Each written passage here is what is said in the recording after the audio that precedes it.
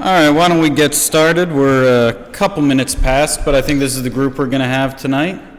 Pretty good percentage. So, after tonight, we only have 2 lessons left in this season. I thought it went fast.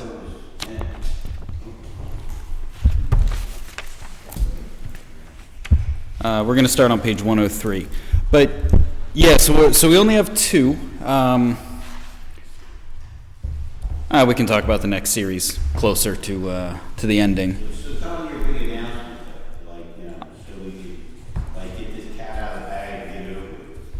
What's that? I assume he's trying to embarrass me that it was my birthday yesterday, which is why he brought cookies. You're jealous? Yep, 30, something like that, yeah. Soon.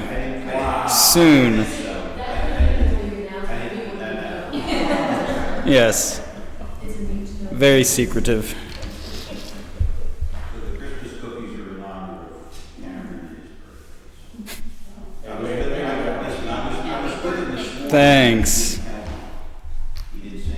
Well, it wasn't today, so, you know. Yeah, what are you going to do? I do. Now that I'm 30, it should come easier. I expect it to be much more wise than my past years. Yeah. All right, so, moving on with the lesson. Thanks.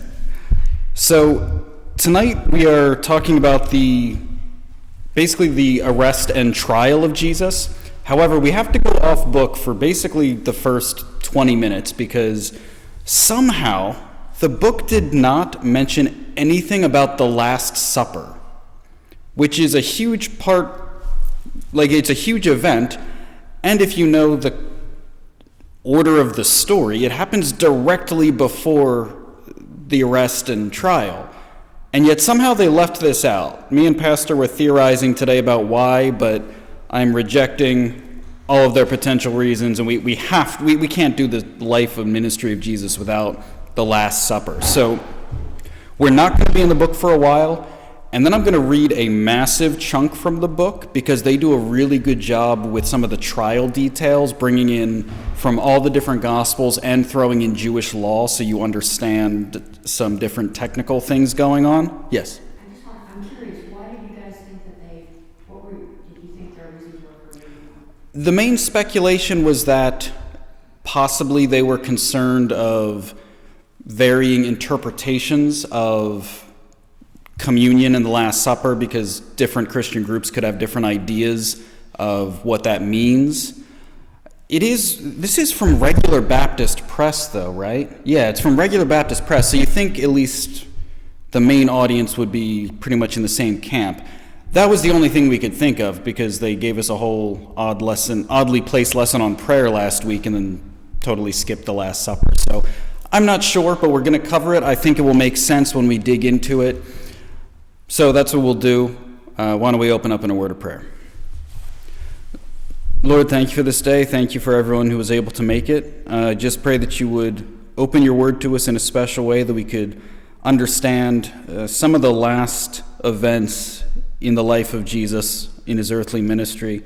I just pray that you'd be with us during this time and let us see some things that we haven't seen before. In your name, Jesus, I pray. Amen. Okay, opening question. Have you ever heard the term kangaroo court? Getting a lot of head nods. What is a kangaroo court? Usually the verdict is decided before the trial. Right, when the verdict is decided before the trial. You just go through the motions. Yeah, going through the motions of legality. Yes, exactly. What might motivate someone to conduct a kangaroo court?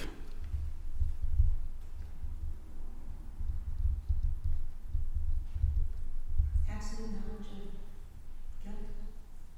Okay, absolute knowledge of guilt. Anything else? I was always, anytime anybody uses that Kangaroo word, it always seems to me that the guilt isn't necessarily absolute, it's the outcome they want. Mm-hmm. So it doesn't matter guilty or innocent, Mm-hmm. this is what we're going to get. Yeah. Kind of like they've already been tried in the court of public opinion. It's predetermined in that they're not worried about justice being done. Mm-hmm. But they feel like they still want to have a ceremony with it. Mm-hmm. And that makes it sort of official Yeah. instead of just having some guy on the wall. Mm-hmm. There are different tactics, different ways to go about it. I've seen Yeah. a lot of sci-fi stuff. Sure. This Sure. is what happens, playing on course. Of course. I'm just saying. Yeah, everyone knows. Yeah. Don't know why I even bothered with the terms. You all know what a Klingon court is, right? Yeah. Good. Okay. Perfect. Very similar. Perfect. Yeah. Yeah, I always thought Kangaroo Court is a setup. Yeah. Okay. Yeah, I like it. So that is a big element of what we'll be looking at tonight. And one thing that, like I said, the book does a really good job of doing by helping us understand what the norms of Jewish law were at the time. It does a really good job of showing you why the trial that happens with Jesus is far from a legitimate court proceeding at that time in history. We're going to spend most of our time in Luke, and we'll read through a couple quick verses to set the scene. From Luke chapter 6, we'll start there. We'll do some quick flipping through Luke.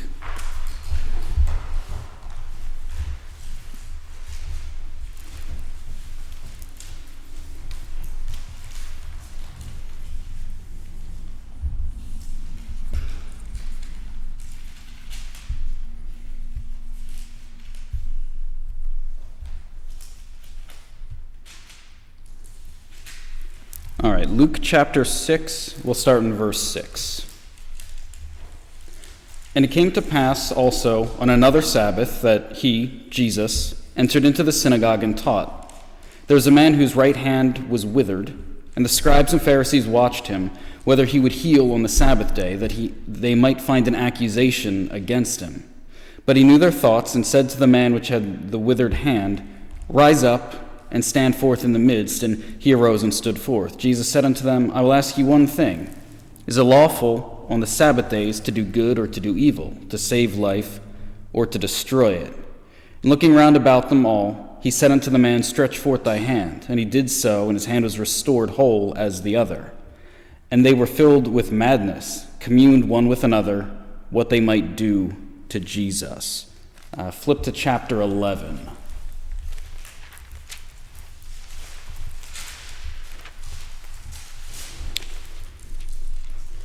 Verse 1153. And as he said these things unto the scribes and unto the Pharisees began to urge him vehemently and to provoke him to speak many things, laying wait for him, seeking to catch something out of his mouth that they might accuse him. Look at chapter 13.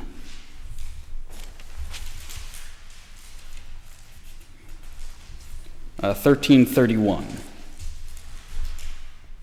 The same day there came certain of the Pharisees, saying unto Jesus, Get thee out and depart hence, for Herod will kill thee. And chapter 19.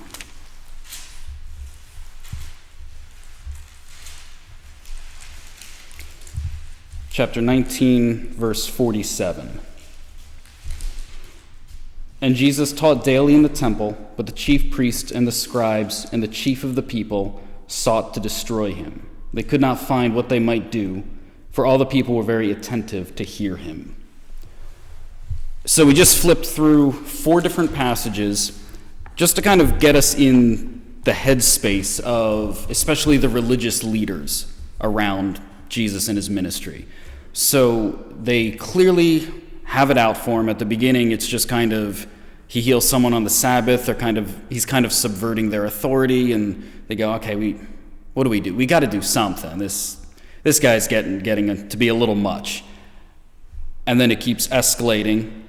You saw a verse about Herod. Herod will kill you. Like, no, you're stepping on political toes now. This could start getting serious. And then where we just read chapter 19, we're getting near the end of his life. This is after the triumphal entry, and they are set.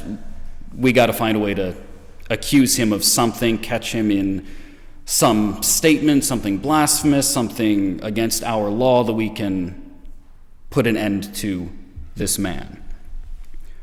So we're going to hold that for a second and transition to the Last Supper, because that will take place right before his arrest. So we're going to stay in Luke, and we'll be in chapter 22. And then I'll get you guys talking a little bit. Hopefully. All right, chapter 22, verse 1. It's going to be a good chunk of text here. Now the feast of unleavened bread drew nigh, which is called the Passover. The chief priests and the scribes sought how they might kill him, for they feared the people. Then entered Satan into Judas, surnamed Iscariot, being of the number of the 12. And he went his way, and communed with the chief priests and the captains, how he might betray him unto them. And they were glad and covenanted to give him money, and he promised and sought opportunity to betray Jesus unto them in the absence of the multitude. Then came the day of unleavened bread, when the Passover must be killed, and he sent Peter and John, saying, Go and prepare us the Passover, that we may eat. They said unto him, Where wilt thou that we prepare? He said unto them, Behold, when ye are entered into the city, there shall a man meet you, bearing a pitcher of water. Follow him into the house where he entereth in. Ye shall say unto the goodman of the house, The master saith unto thee, Where is the guest chamber, where I shall eat the Passover with my disciples? And he shall show you a large upper room, furnished, there make ready. And they went and found as he had said unto them, and they made ready the Passover. When the hour was come, he sat down, and the 12 apostles with him. He said unto them, With desire I have desired to eat this Passover with you before I suffer. For I say unto you, I will not any more eat thereof until it be fulfilled in the kingdom of God. And he took the cup and gave thanks, and said, Take this, divide it among yourselves. For I say unto you, I will not drink of the fruit of the vine till the kingdom of God shall come. And he took bread and gave thanks, and brake it, gave unto them, saying, This is my body, which is broken for you. This do in remembrance of me. Likewise also the cup after supper, saying, This cup is the New Testament in my blood, which is shed for you. But behold, the hand of him that betrayeth me is with me on the table. Truly the Son of Man goeth as was determined, but woe unto that man by whom he is betrayed. They began to inquire among themselves which of them it was that should do this thing. And we'll stop there. So I just read you 23 verses. Initial thoughts, there is a lot that could have potentially jumped out at you or caused question.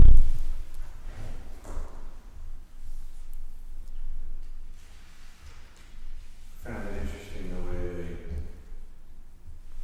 said / wrote that Satan entered in Judas, as opposed to, this Judas went to meet with the people who tried. Yeah.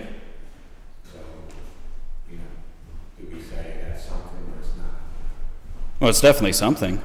I mean, is it the old devil made you do it, or did he really go into him like a demon, like possess him? See what I'm saying? Yeah. No, I know exactly what you're saying. In that same sentence, what is Iscariot? Oh, yeah. So Judas Iscariot.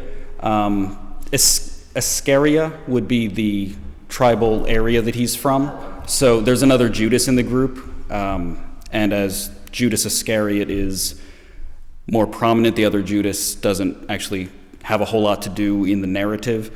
That's the name that gets thrown around a lot to differentiate him as the one who betrays Jesus. So you're saying there's two different Judases? Yeah, you'll barely hear about the other one. It was a common name. It's the Greek version of Judah.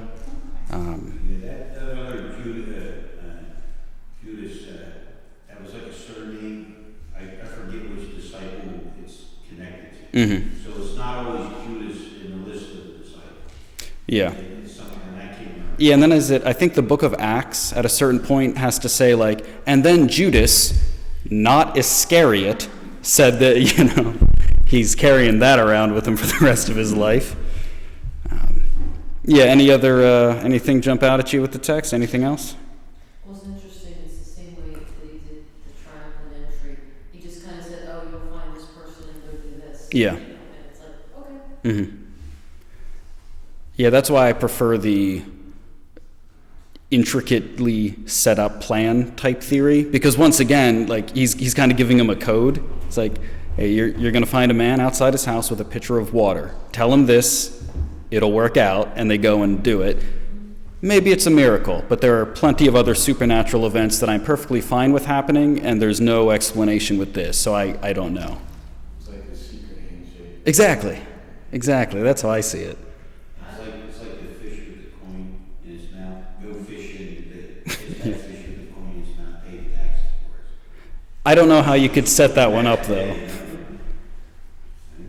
Yeah.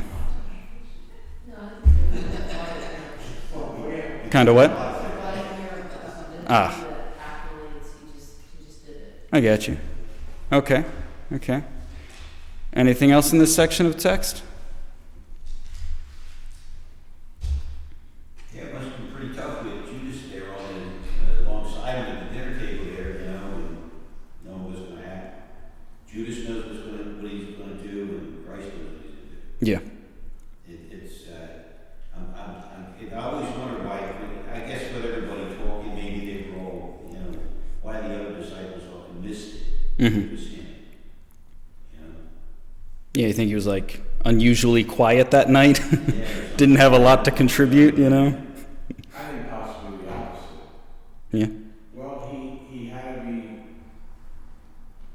smart enough somehow to not give himself away. If he just shut up and didn't say anything, he made to give himself away. Mm-hmm. If he looked a certain way, his facial expression, that kind of thing. Mm-hmm. So he may have been smart enough to blend in with the rest. Does that make sense? Yeah. Because that's not easy to do sometimes. Yeah. Yeah, and I think the book of John goes into more detail about the fact that he's been embezzling money for most of the ministry. So he's clearly okay lying to them. He's the one he's kind of like the accountant for the ministry and the charity that they do. Yeah, I think that's interesting. I have a question. Sure. It seems like, and I've never noticed this before, it talks about the cup and then down the bread and then the cup again. Is there two different cups? Quite possibly. Okay. So this isn't like a conspiracy or Bible code or anything. It actually has a lot about what we're going to talk about tonight.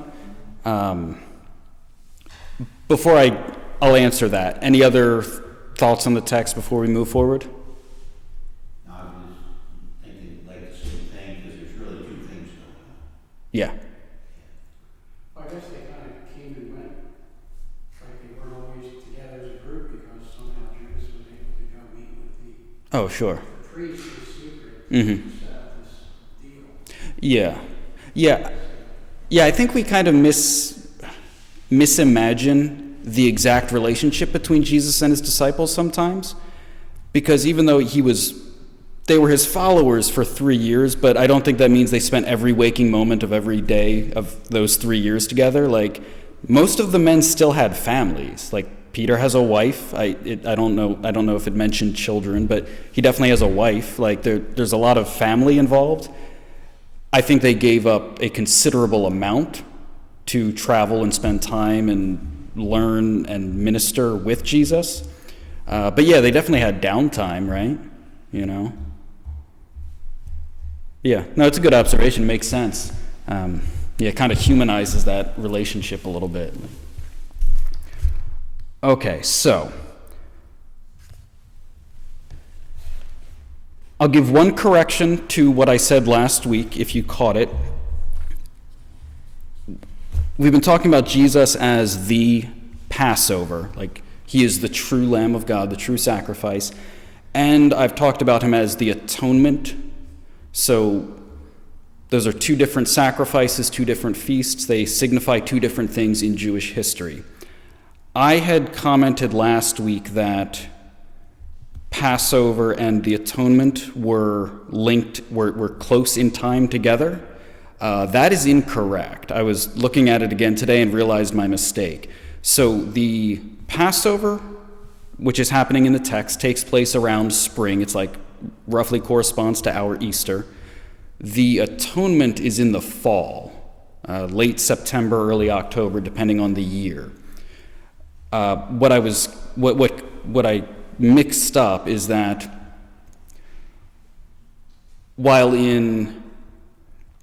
basically once the Jews had their own temple in Jerusalem, they started making this a much longer ordeal. So Passover, instead of being like, smearing blood on the doorframe, it became a temple ritual, and they turned it into a week-long thing. And the first day, and I think the first few days, was significantly based on asking for forgiveness of sins before the Passover was sacrificed.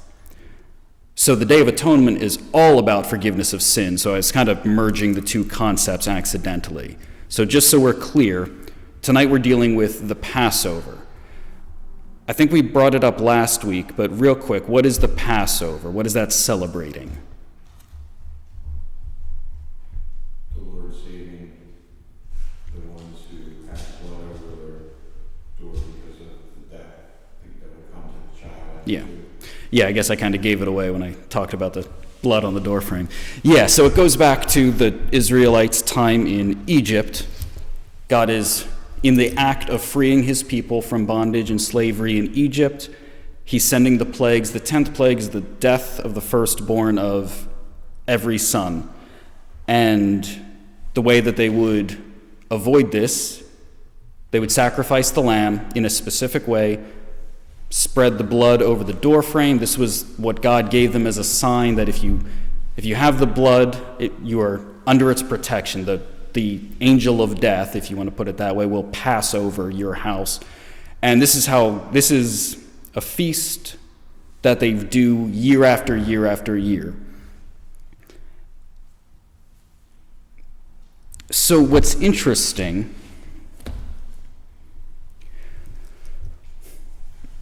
by the time we get to Jesus' day, obviously it is not, they don't do it every year because an annual angel of death passes over. Like no one thinks that. They do it every year to memorialize what happened all the way back there in Egypt when God was first making them a people, when he was first rescuing them out of Egypt. And then they memorialize it every year. And for a long time, especially when they were still in the wilderness, they would do much the same thing. Each family would kind of get together and do the sacrifice, and there weren't really doorposts in their tents in the wilderness, but they still did the same general thing. And then by the time they're settled in the land, especially once Solomon builds the temple, then it becomes a temple-centered sacrifice. So instead of eating the sacrifice with your family in your home, what you would typically do is travel to Jerusalem. You would have a lamb sacrificed at the temple. The priest would do it. And it's kind of tricky to find exact research on it, but it doesn't seem like it was a required feast, but I feel like that's kind of a loose term because it doesn't seem like every Jewish family every year would bring every person to Jerusalem, especially as the Jewish people spread out after the exile. They're living in all sorts of ancient Near Eastern nations around that. So they start getting this kind of at-home ritual with the same elements. So it's, if you've ever heard of it, it's called a Jewish Seder or a Passover Seder. So it's this long drawn-out meal that's usually initiated by the head of the house, and the story of the Exodus is told. They go through all the exact same kind of stuff. They usually will sing some hymns or psalms, and then there's this ritual meal that they go through that symbolizes different elements of God saving them out of Egypt. There are at least 4 periods where they drink from this cup, and it's it all symbolizes different things. There are different words spoken, different stories told. There are several different things they eat, and that's why in the text, not only do we have a couple times where they're drinking, but then a few times where by the time you get to the second cup, they go like after they had eaten, he took the cup, and because there's this whole Jewish ritual thing going on that is all about the Passover and the Exodus. Okay. So here's the big significance of it, because I think we get what they're doing. It's an at-home Passover is basically what's happening. And it's actually quite important that you normally would do this with your family. Normally the father would be running this, and Jesus is doing it with his disciples. So he's actually kind of like, okay, they're his family. That's worth noting. But then if you're still in chapter 22, verse 19. And he took the bread and gave thanks and brake it and gave unto them, saying, This is my body, which is given for you. This do in remembrance of me. Likewise also the cup after supper, saying, This cup is the New Testament in my blood, which is shed for you. Now, a lot of us have probably heard that many times, or some version of that, as we take communion, and we go, okay, yeah, no, fine, cool. I've heard that. But he's taking the elements of this Jewish feast that already has symbolic meaning for the shed blood of the lamb back in Exodus, the body that they would eat, and he gives it a completely new meaning. So when he says this is the New Testament in my blood, this is the new covenant in my blood. The Passover really, as God brings them out of Egypt, when God brings Israel out of Egypt, he's forming them into a people, and they make a covenant at Sinai, and they become the people of God, and they kind of become a nation at this point. Jesus takes those exact same elements and said, this is my blood, this is my body, and it's the sign of the New Testament or the new covenant. So he is fulfilling, he is making the greater claim to what was already made, but he's changing the meaning in a very significant way. He's taking a symbol that they know and turning it into a symbol of the new thing that is happening through him, the new sacrifice that is about to take place. Okay, I said a lot there. Any thoughts, or more likely any questions? Anything I didn't explain clearly? Okay, I got one makes sense. I like that. He just replacing the lamb sacrifice with his death. Mm-hmm. Yeah, so it's in our minds it's an easy swap, because we've understood that for a long time. Yeah. Right. No, it's a huge deal what he's doing, yeah.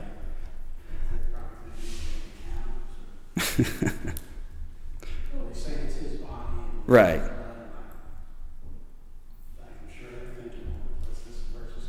Mm-hmm. Right. Well, that's what some of the pagans accused the Christians of. Oh, yeah. Early on. Yeah. So go ahead with the significance of the people of God, like eating meat, sacrificing in the Old Testament, and we symbolically do that with communion. So Yeah. Yeah.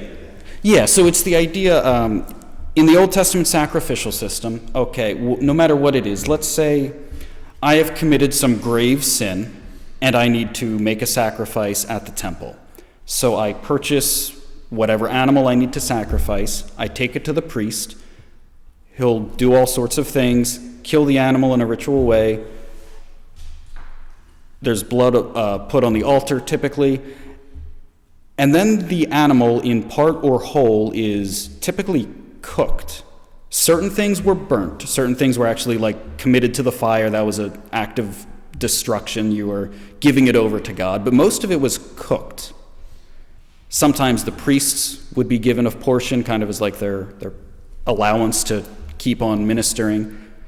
But then if you were to, in order to actually participate in this sacrifice, because the priest has just done everything for you, in order to participate in the sacrifice, typically at least you, sometimes your family, if you like sacrificed a lamb or something bigger, you would consume the sacrifice. And this was like, especially because a lot of it was about restoring relationship to God, there's this symbolic idea of like fellowship and communion together. So with most of these sacrifices, you weren't officially a part of it until you partook of the sacrifice. So that's the exact same thing that they did in the Passover. You would kill the lamb, spread the blood, you and your family consumed the sacrifice. So Jesus is doing the same thing here, and he's giving it new and deeper meaning as he's relating it to the sacrifice on the cross.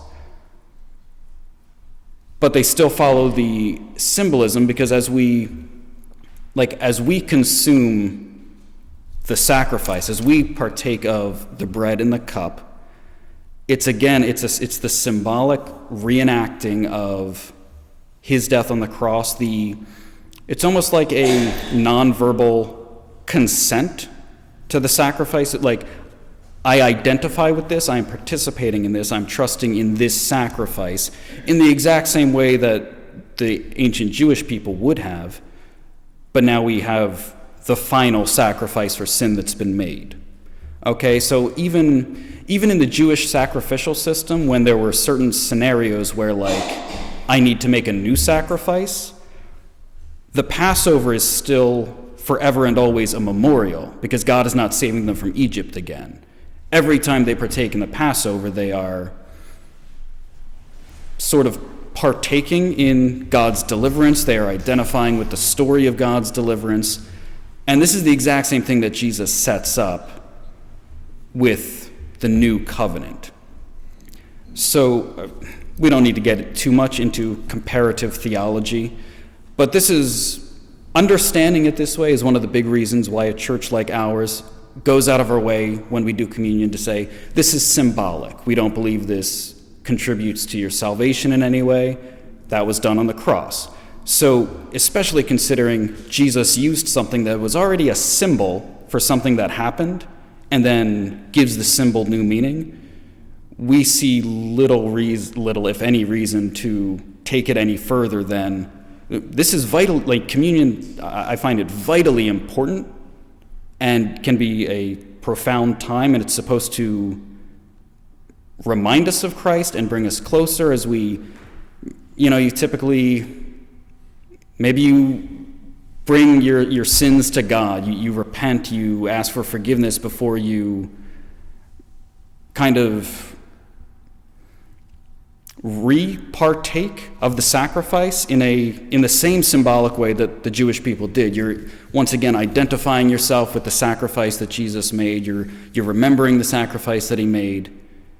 And this is all kind of baked into what we do in communion when we just kind of quickly say, these are symbols, but he said, this is my body, this is my blood.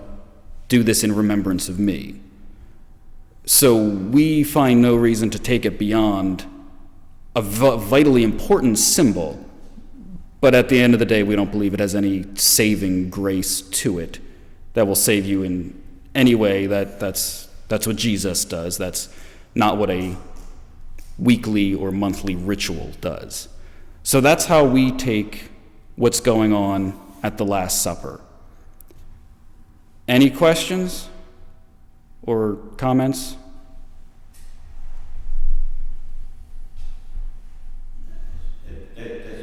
Yeah, is that enough? There's more food on the table. Sure.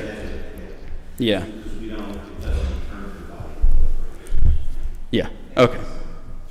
We're not. Yeah. I don't have any extra to do that, Karen, but we're just fresh out of that kind of stuff. Yeah. Okay. What's up? I was just thinking of another part of this, especially since he's making it the New Testament, Mm-hmm. the covenant.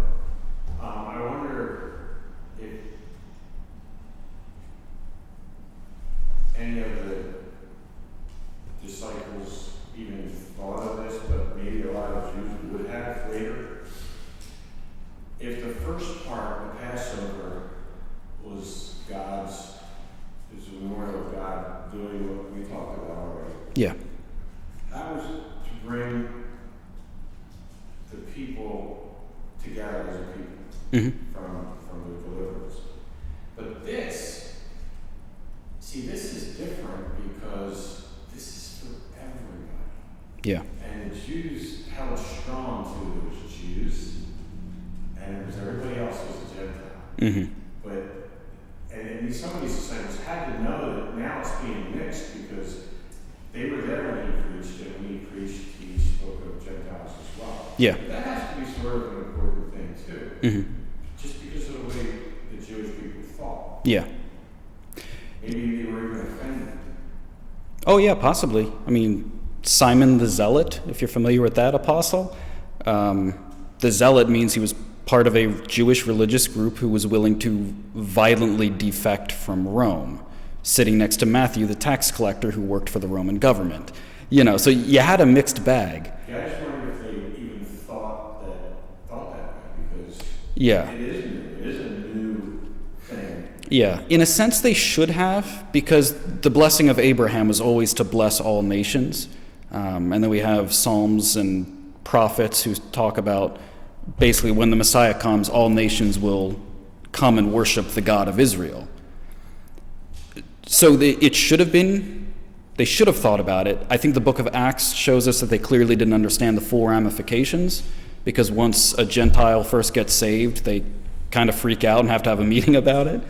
So I don't think they fully got it, but they would with They time. never heard a pastor say all means all, so that's Yeah. great. Yeah, Yeah, they had to get like pushed out of Jerusalem and yeah, expand yeah. they need a little nudge. Yep. Okay, good on communion? Yeah. The Last Supper? Okay. We have got to run. Okay. So, we're going to stay in Luke 22. Jump to verse 39. All right. And he, Jesus, came out and went as he commonly did, to the Mount of Olives, and his disciples also followed him. And when he was at the place, he said unto them, Pray, that ye enter not into temptation. And he was withdrawn from them about a stone's cast, and kneeling down, and prayed, saying, Father, if thou be willing, remove this cup from me. Nevertheless, not my will, but thine be done. And there appeared an angel unto him from heaven, strengthening him. And being in agony, he prayed more earnestly, and his sweat was as it were great drops of blood falling to the ground. And when he rose up from prayer, and was come to his disciples, he found them sleeping for sorrow, and said unto them, Why sleep ye? Rise and pray, lest ye enter into temptation.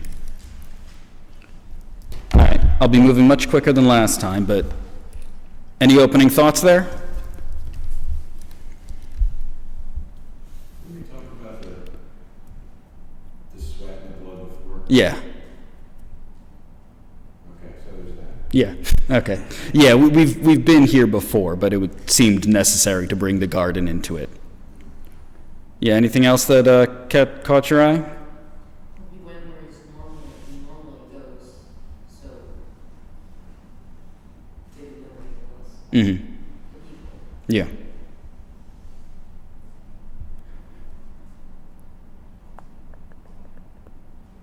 Yeah, the pinnacle of his ministry when it's all culminating, he resubmitted himself to the Father.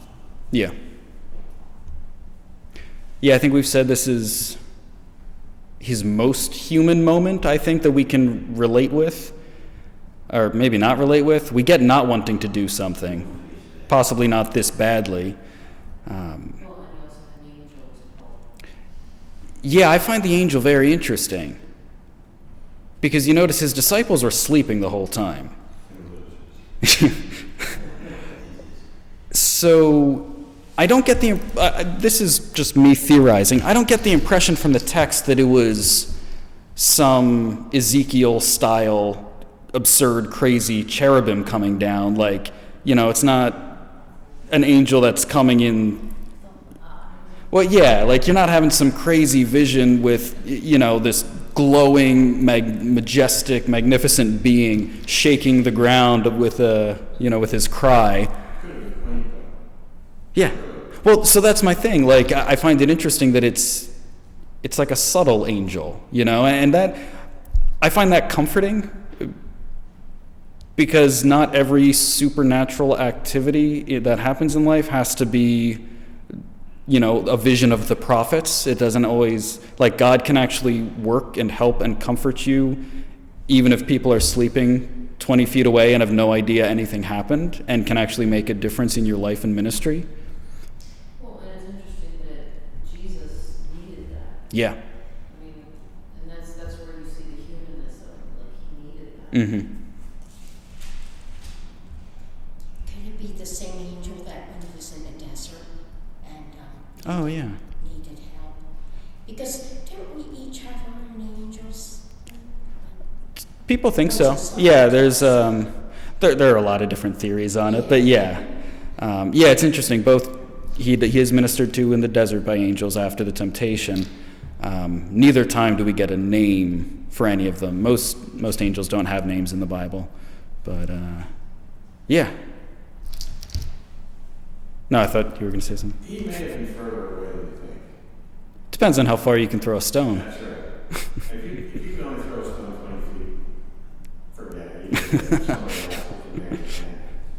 I don't, I mean, it could, obviously, it could just be a way where, Yeah. Well, let's be honest. I think anybody here could throw a stone 20 feet. Yeah, I'm just saying. don't quote me on the distance. It was just, The Bible. yeah. All right, yeah, so with this, I think we definitely see humility, difficulty in his decision-making. We talked about the angel. What temptation do you think Jesus was worried about them falling into?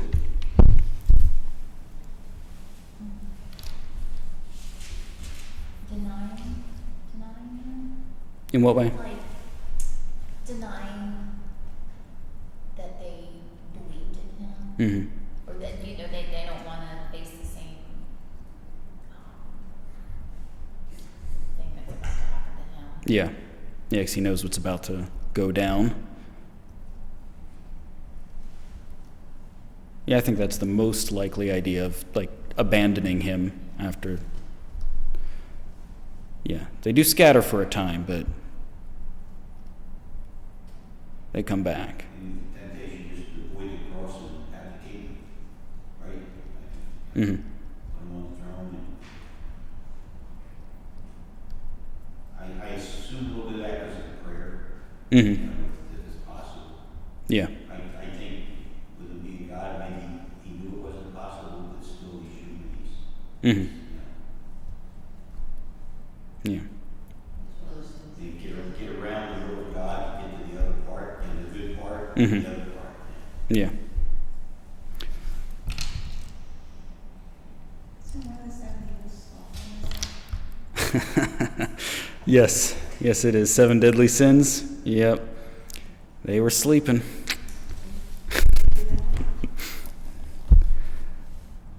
All right, let's look at verse 47, still in chapter 22. And while he yet spake, behold, a multitude, and he that was called Judas, one of the 12, went before them and drew near unto Jesus to kiss him. But Jesus said unto him, Judas, betrayest thou the Son of Man with a kiss? When they which were about him saw what would follow, they said unto him, Lord, shall we smite with the sword? And one of them smote the servant of the high priest and cut off his right ear. Jesus answered and said, Suffer ye thus far. And he touched the ear and healed him. Jesus said unto the chief priests and captains of the temple and the elders which were come to him, Be ye come out as against a thief with swords and staves? When I was daily with you in the temple, ye stretched forth no hand against me, but this is your hour and the power of darkness. They took him and led him and brought him into the high priest's house. and Peter followed afar off. Okay. Yeah, we'll still do it. Any thoughts?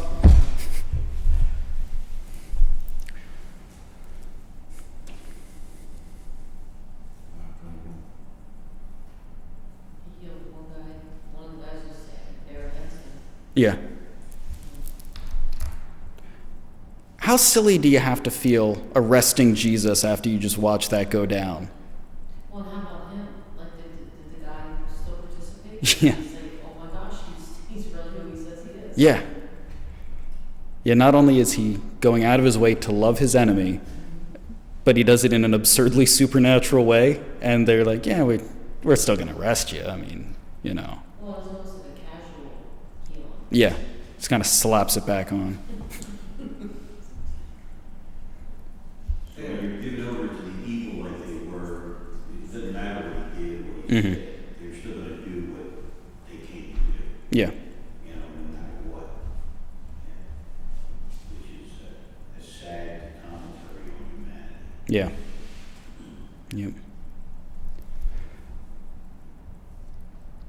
Yeah, so it's interesting. So Luke is the only gospel that tells us that Jesus healed the man. I think all four show Peter cutting off the ear. Did it say it was Peter? I didn't catch it. I know it's Peter because... It is, yeah, it doesn't say it here. Oh, yeah, okay, so that's it. So, yeah, I want to say the synoptic gospels just say a disciple, and then John just throws him under the bus. Yeah, so... And you notice, to confuse Andy even more, Yeah, no Iscariot in this one. yeah, just Judas. Well, and then you They said said- that was Peter, and I'm going, well, where does Oh. it even say Peter? Because it just says Yeah. a servant of the high priest. Yeah, okay. Let him know. Yeah, yeah. But it does say cut the ear off the servant of the high priest. Yeah, So he can go back and tell him that right. he killed my ear. Mm-hmm. And he had witnesses. Right, So I think there's more fear to the high priest, you know. right. Give him more pause to think that, you know. I know he was still bent on doing harm to Jesus to kill him, but it's just like, you know, he's a man who was real. Right. But like Pastor said, Yeah, the narrative. yeah, it should give him pause, but... Yeah. Yep. Well, and I think we kind of know where Peter's at mentally. You don't cut off an ear with a sword on purpose, you know, like he missed. That's how I always read the text. I mean, right? Like you don't take a big swing with a sword intending to cut off an ear, you know. Anyway, they were Second Amendment patriots, you know? Yeah. And they carried weapons, they were Yeah. active. Yeah. There's an artist Yeah. who didn't miss. It wasn't a sword, though. That was a different scenario. That was a depressive episode. Yeah. Yeah, so, yeah, Peter's carrying around a sword. There was at least one other sword in the mix, but we won't get into that text. And then... Oh, yeah, so verses, we won't reread them, but verses 51 through 53, we can, or 52 through 53, we can see that, like, they're obviously in the wrong, and they seem to know it, the people who are arresting Jesus, because Jesus makes an excellent point, like, hey, I was in the temple every day. You could have arrested me at any time, and you're coming out with a garrison of men armed to the teeth. You're coming out at night, and he kind of gets a little jab in, like, yeah, because kind of the power of darkness type thing. He's like, yeah, this is your time, the time of darkness. So yeah, it seems like even they know they're doing something shady. Even if they think it's justified, even if they think they're doing the right thing, sort of, they know they're doing something very underhanded as they do this. Well, they do it privately, right? There's no Yeah, crowd. exactly. Yeah, we see all throughout the gospel, they wanted to do something, but they feared the people. Okay. So, I think we do have enough time I'm at the point where I need to read through a chunk of the book, and they do a great explanation, and they do it much more concisely than I could. So it's going to start on page 105 of your book.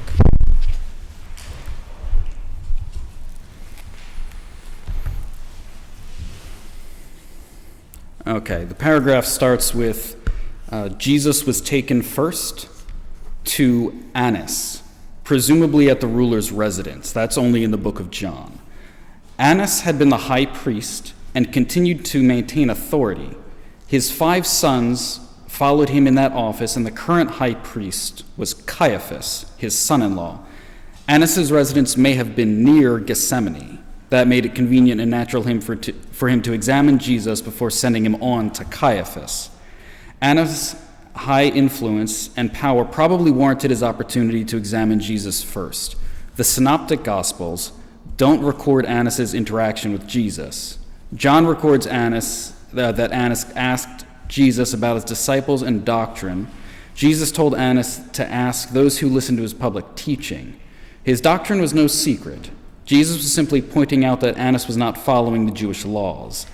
He should have had witnesses to testify against Jesus instead of asking Jesus to incriminate himself.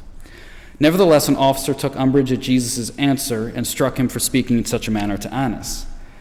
Jesus questioned why he was being struck when he had not spoken any evil. Annas then sent Jesus to Caiaphas. While Annas examined Jesus, word went out to selected members of the Sanhedrin, the Jewish court, to meet at the palace of Caiaphas, the current high priest. Those among the council who might show favor to Jesus or care about legal forms, example Joseph of Arimathea, were not called.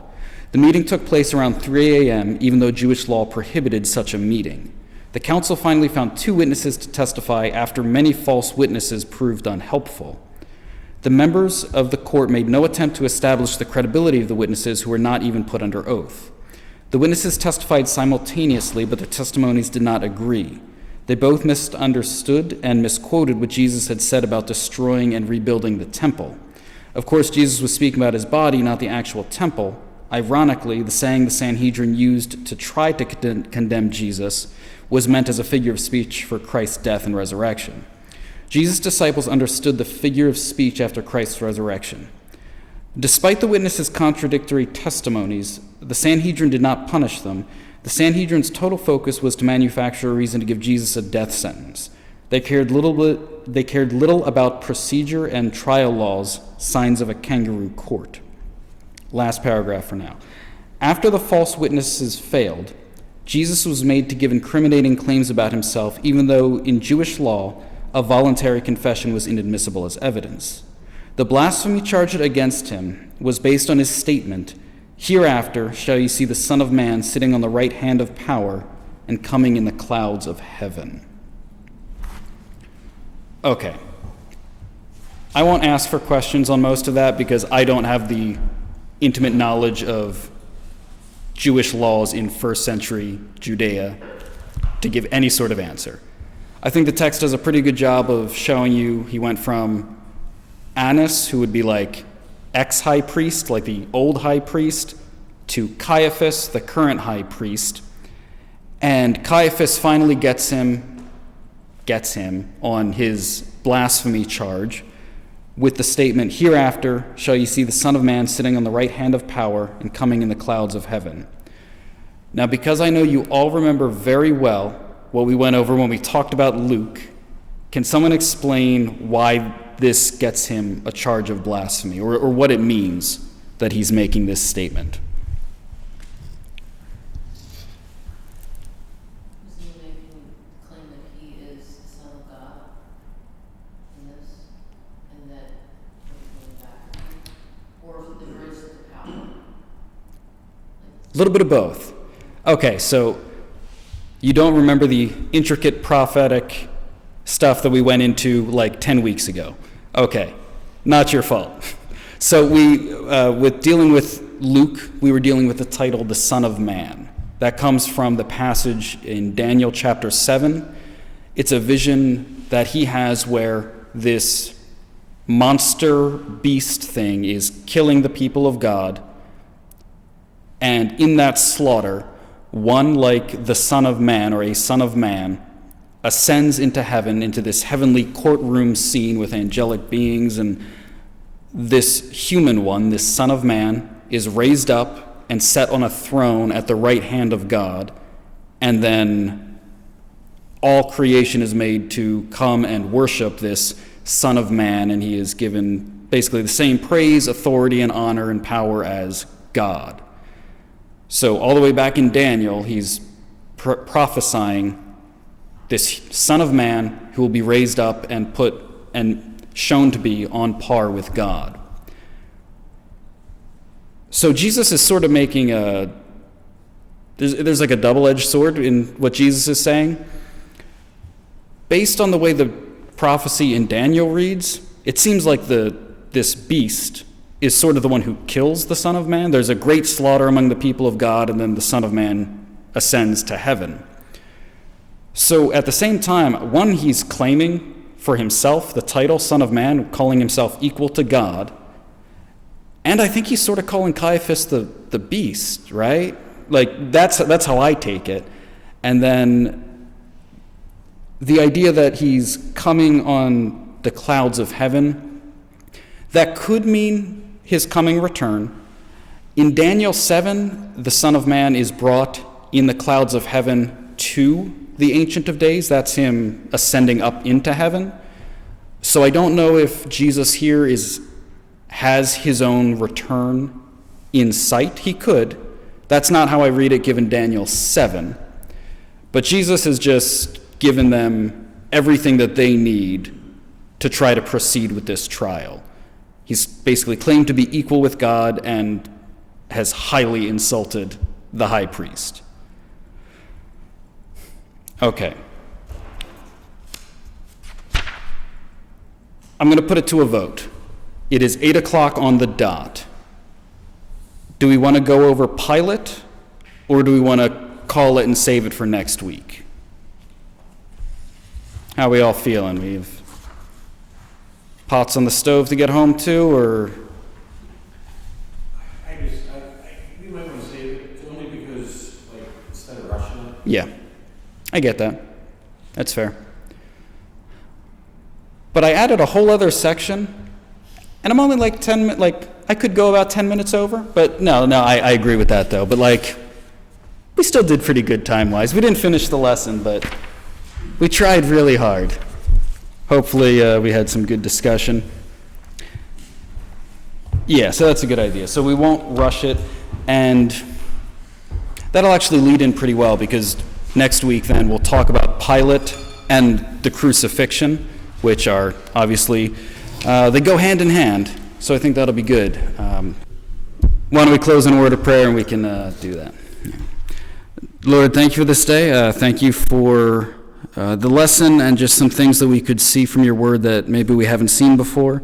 I just pray that we would continue to consider and think about these things throughout the week, and that next week we can come back and do it again and find out more about you, who you are, and what you did for us on the cross.